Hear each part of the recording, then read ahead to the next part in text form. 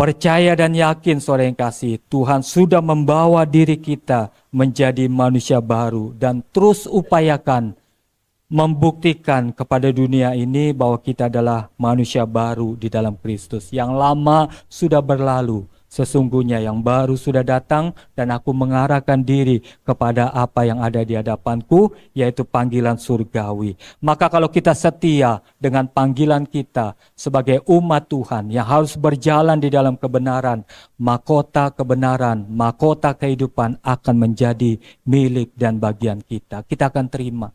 Karena hidup kita ini hanya sementara di muka bumi ini, saudara yang kasih, 70-80 Alkitab catat. Ya, tetapi kehidupan kita yang berikutnya itu tidak ada kalendernya. Ya, di kerajaan Allah, kerajaan surga nanti nggak ada kalendernya. Saudara mau jungkir balik cari kalender di sana nggak dapet.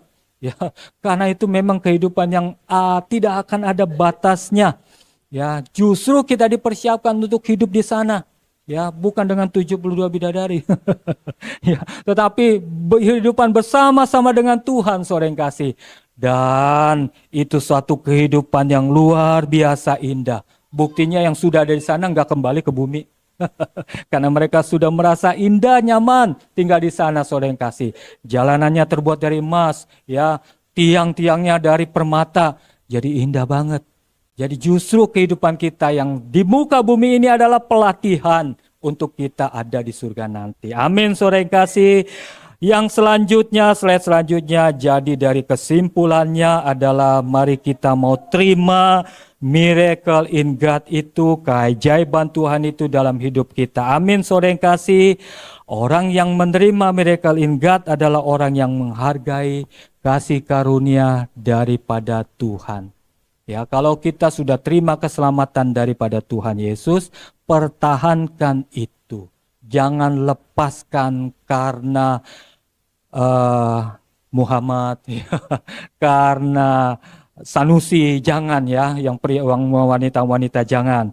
Ya, mungkin Sanusi itu mungkin agak kaya, ya akhirnya udahlah, yang penting gue hidup dalam kemewahan, nggak peduli imanku kugadaikan. Jangan, saudara yang kasih.